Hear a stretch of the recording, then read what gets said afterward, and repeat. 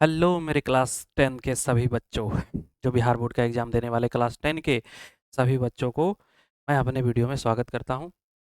और मैं चौथे पार्ट को लेकर हाजिर हो गया हूं। और ये क्लास 10 का हिंदी जो किताब है गोधुली, उसके चैप्टर के सारे ऑब्जेक्टिव क्वेश्चन हैं। जो चौथा पार्ट है ये, जिसमें 2 चैप्टर कवर किए जाएंगे। तो मैं हूं आपका राजगिर गुरुजी, स्वागत करता हूं आप सभी को। तथा जिन लोगों को ये पसंद आएगा, सब्सक्राइब कर दें चैनल को और साथ ही साथ लाइक करते रहें, क्योंकि इससे मेरा उत्साह बढ़ते रहता है, ताकि मैं और ज़्यादा से ज़्यादा क्वेश्चन आपके लिए ला सकूं। और शेयर करिए दोस्तों में, जो नए बच्चे हैं उनको भी बताइए, ताकि ऑब्जेक्टिव उनका भी क्लियर हो जाए। तो चलिए इसी के साथ वीडियो शुरू करते हैं चौथे पार्ट को। ये है चौथा पार्ट, देखिए। चौथा पार्ट की हम लोग तैयारी करेंगे, जिसमें बहुत सारे क्वेश्चन मैंने निकाले हैं। तो चलिए शुरू करते हैं। तो सबसे पहला क्वेश्चन आ जाता है, जाति असीमता की दृष्टि से इतिहास का प्रवाह कैसा है? जाति असीमता, असीमता मतलब क्या होता है? असीमता मतलब होता है अस्तित्व। जाति असीमता की दृष्टि से इतिहास का प्रवाह कैसा रहा है? तो इतिहास का प्रवाह विच्छिन्न और अवच्छिन्न दोनों रहा है बच्चों। विच्छिन्न यानी इतिहास आगे बढ़ता भी गया है, थोड़ा थोड़ा रुकता भी गया है, यानी कि रुका और बढ़ा भी है। अगला क्वेश्चन देखेंगे।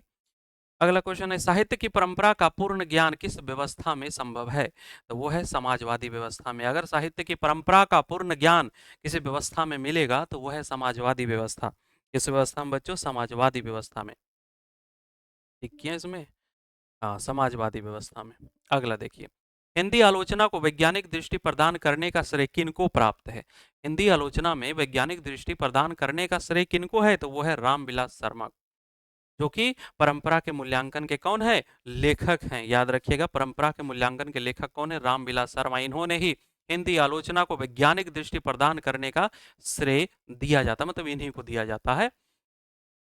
अगला देखेंगे, हिंदी में जीवनी साहित्य को एक नया आयाम किसने दिया? हिंदी में जीवनी साहित्य को नया आयाम देने वाले कौन थे? तो नया आयाम देने वाले कौन थे? तो वो थे रामविलास शर्मा। हिंदी में जीवनी साहित्य को एक नया आयाम देने वाले कौन थे? तो याद रखेंगे, रामविलास शर्मा। आगे, साहित्य मनुष्य के संपूर्ण जीवन से संबंध है। साहित्य मनुष्य के संपूर्ण जीवन से संबंध है। आर्थिक जीवन के अलावा मनुष्य एक प्राणी के रूप में भी अपना जीवन बिताता है।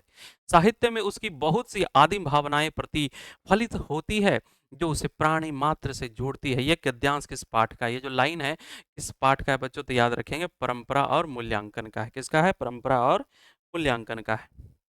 याद रखेंगे, परंपरा और मूल्यांकन का है। विभाजित बंगाल से विभाजित पंजाब की तुलना कीजिए, तो ज्ञात हो जाएगा कि साहित्य की परंपरा का ज्ञान कहाँ ज्यादा कहाँ कम, और इस न्यूनाधिक ज्ञान के सामाजिक परिणाम क्या होते हैं। उपयुक्त गद्यांश किस पाठ से लिया गया? देखिए, ये लाइन कहाँ से लिया गया? तो ये लाइन भी लिया गया परंपरा और मूल्यांकन, परंपरा का मूल्यांकन से लिया गया। परंपरा का मूल्यांकन। साहित्य के निर्माण में प्रतिभाशाली मनुष्यों की डैश भूमिका रही है। यानी साहित्य के निर्माण में जिन्होंने साहित्य का जो निर्माण किया है, उसमें मनुष्यों की कौन सी भूमिका रही है? तो निर्णायक भूमिका रही है। याद रखिएगा, निर्णायक भूमिका रही है।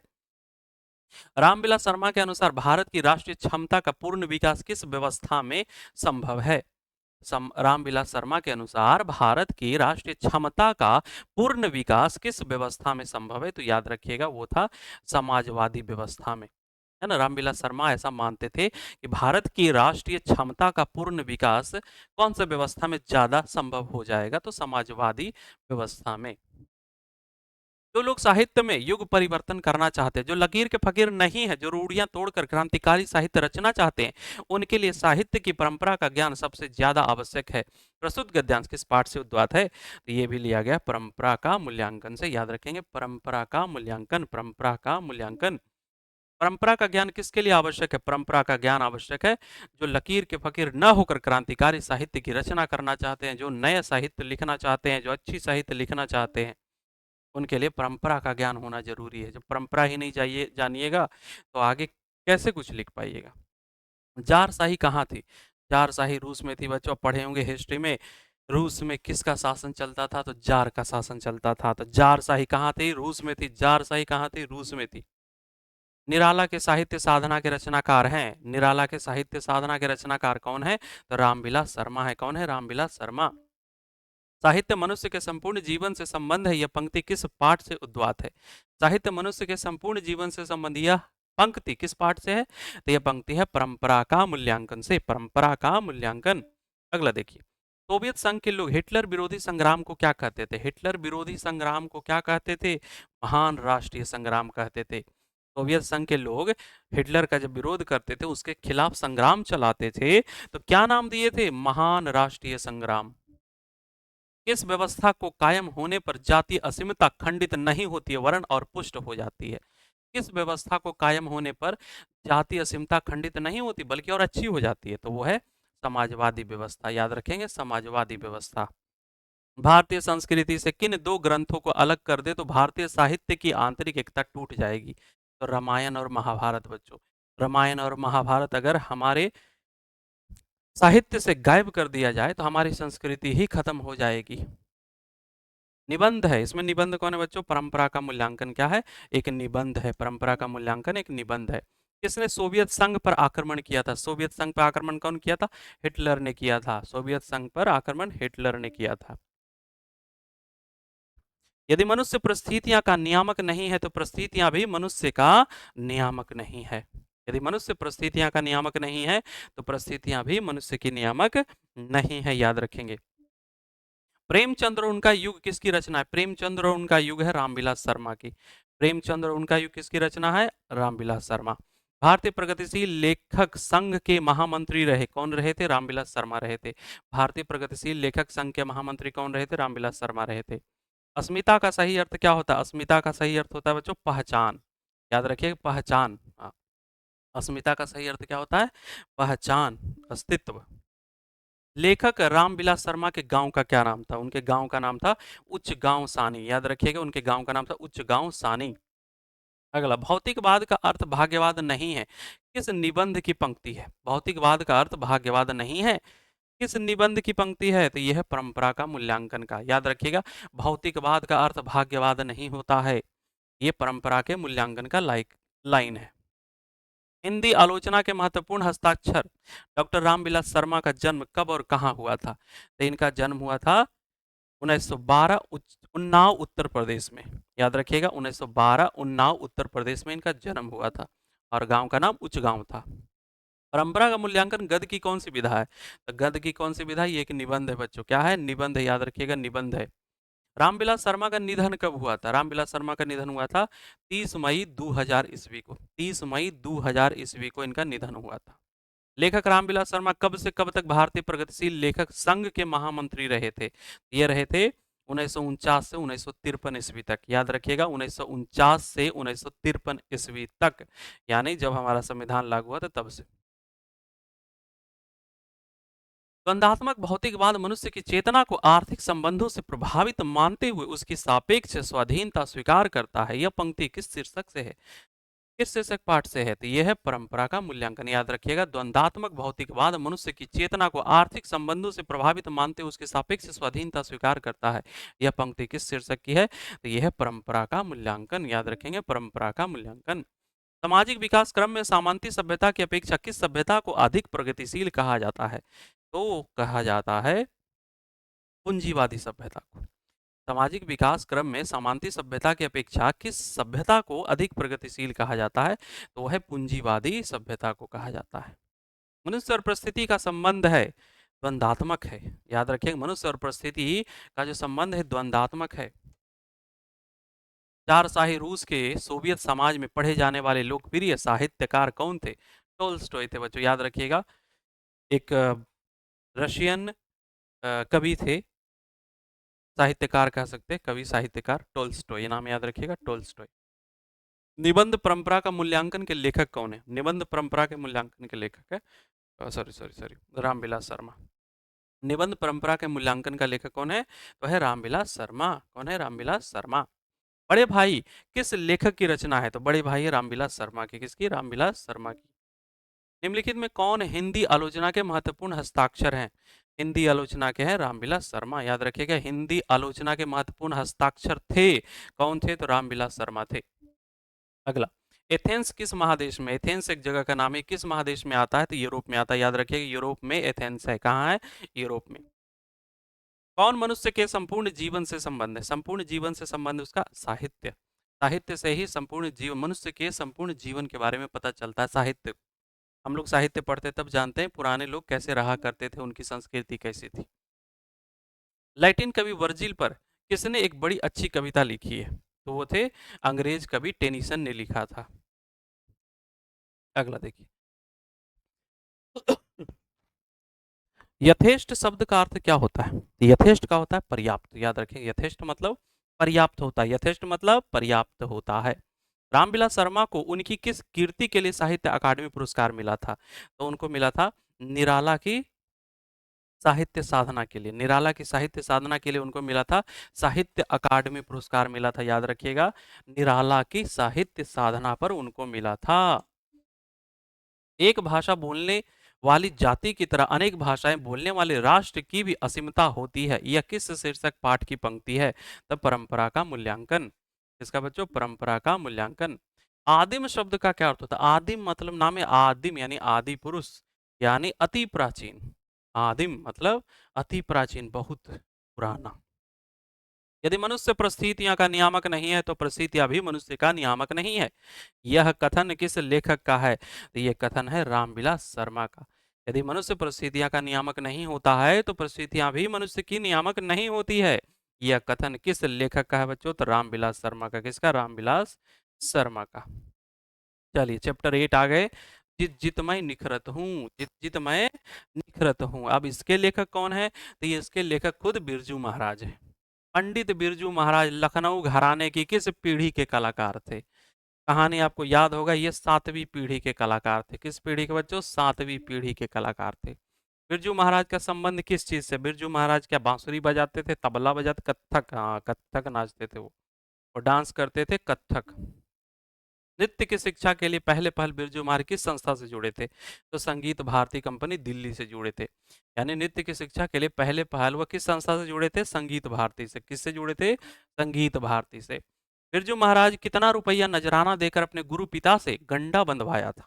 गांडा, गांडा, गांडा बंधवाने के लिए उसने 500 रुपया दिए थे। उन्होंने 500 रुपया दिया था अपने पिताजी को गांडा बंधवाने के लिए, यानी शिष्य बनने के लिए। शागिर्द का क्या अर्थ होता है? शागिर्द मतलब होता है शिष्य। शागिर्द मतलब शिष्य होता है। बिरजू महाराज की ख्याति किस रूप में है? बिरजू महाराज की ख्याति है नर्तक के रूप में। याद रखिएगा वो एक डांसर थे, एक नृत्यकार थे, कथक नाचते थे वो। बिरजू महाराज के चाचा का नाम क्या था? बिरजू महाराज के चाचा का नाम शंभू महाराज था। याद रखिएगा बिरजू महाराज के जो चाचा जी थे वो शंभू महाराज थे। जित जित मैं निखरत हूँ पाठ के केंद्र में कौन है? तो पाठ के केंद्र में खुद बिरजू महाराज है। जित जित मैं निखरत हूँ उसमें मेन हीरो कौन है? तो वो है बिरजू महाराज। लखनऊ घराने के वंशज और 7वीं पीढ़ी के कलाकार कौन थे? तो वो थे पंडित बिरजू महाराज। याद रखिएगा पंडित बिरजू महाराज थे, पंडित बिरजू महाराज। बिरजू महाराज अपने बाबूजी के साथ आखिरी प्रोग्राम कहाँ किए थे? वो किए थे मैनपुरी में। याद रखिएगा मैनपुरी में किए थे। जित जित मैं निखरत हूँ पाठ साहित्य की विधा है। क्या है बच्चों? ये साक्षात्कार, ये इंटरव्यू है। जित जित मैं निखरत हूँ इसमें कोई इंटरव्यू ले रहा है। किससे ले रहा है? तो वो है रश्मि बाजपेयी जो है बिरजू महाराज से क्वेश्चन पूछ रही है और वो उनका जवाब दे रहे हैं, इसलिए साक्षात्कार कहलाएगा। शंभू महाराज बिरजू महाराज के कौन थे? तो वो चाचा जी थे। कौन थे? चाचा जी। याद रखेंगे चाचा जी थे वो। हलकारे का अर्थ होता है, हलकारे का क्या अर्थ होता है? तो हलकारे का अर्थ होता है संदेशवाहक, जो बुलाने के लिए आता है उसे ही कहते हैं हलकारा। किनके साथ नाचते हुए बिरजू महाराज को पहली बार प्रथम पुरस्कार मिला था? अपने बाबूजी के साथ, चाचा जी के साथ, हाँ दोनों के साथ वो गए थे नाचने के लिए और दोनों के साथ वो नाचे थे। लेकिन फर्स्ट प्राइज किनको मिला था? तो बिरजू महाराज को मिल गया था, जिसमें चाचा जी बोले भी थे, याद होगा लाइन, बड़े मियाँ तो बड़े मियाँ, छोटे मियाँ सुभान अल्लाह। बिरजू महाराज को लखनऊ से संगीत भारती कौन लाई? बिरजू महाराज को लखनऊ से संगीत भारती कौन लाई थी? तो वो थी कपिला जी। कपिला जी लेकर के आई थी। बिरजू महाराज अपना सबसे बड़ा जज किसको मानते थे? अपना सबसे बड़ा जज मानते थे अम्मा को। वो डांस से पहले, कहीं भी करने से पहले, कोई भी नया चीज सीखने से पहले पहले अम्मा को दिखाते थे, पूछते थे सही किया कि नहीं। हिंदुस्तानी डांस म्यूजिक कहाँ है? हिंदुस्तानी डांस म्यूजिक कहाँ है? तो वो है दिल्ली में, याद रखिएगा। हिंदुस्तानी डांस म्यूजिक कहाँ है? दिल्ली में। बिरजू महाराज का बिरजू महाराज का संबंध है किससे है बाबू? तबला, संतूर, बांसुरी, इनमें से कोई नहीं, किसी संबंध नहीं उनका, डांस से संबंध है। पंडित बिरजू महाराज किस घराने के वंशज थे? तो लखनऊ घराने के थे। किस घराने के? लखनऊ घराने के। बिरजू महाराज खुद को किसका शागिर्द मानते थे? तो वो अपने बाबूजी का यानी पिताजी का शागिर्द मानते थे, याद रखेंगे, पिताजी का शागिर्द मानते थे। बिरजू महाराज को किस उम्र में संगीत नाटक अकादमी अवार्ड मिला था? तो 27 वर्ष की उम्र में उनको मिल गया था संगीत नाटक अकादमी अवार्ड मिल गया था उनको। बिरजू महाराज को तालीम किससे मिली थी? उनके पिताजी यानी बाबूजी से मिली थी। अगला देखिए, पंडित बिरजू महाराज का जन्म कहाँ हुआ था? तो पंडित बिरजू महाराज का जन्म हुआ था लखनऊ में, याद रखिएगा, लखनऊ में जफरीन अस्पताल में हुआ था। बिरजू महाराज के गुरु कौन थे? बिरजू महाराज के गुरु थे उनके पिताजी। कौन थे? उनके पिताजी। बिरजू महाराज कौन सा वाद्य यंत्र बजाते थे? वो सब बताते बजाते, गिटार भी, सितार भी, हारमोनियम उपयुक्त सभी, सब कुछ बजाते थे वो। जित जित मैं निखरत हूँ पाठ के लेखक कौन है? जित जित मैं निखरत हूँ पाठ के लेखक खुद पंडित बिरजू महाराज।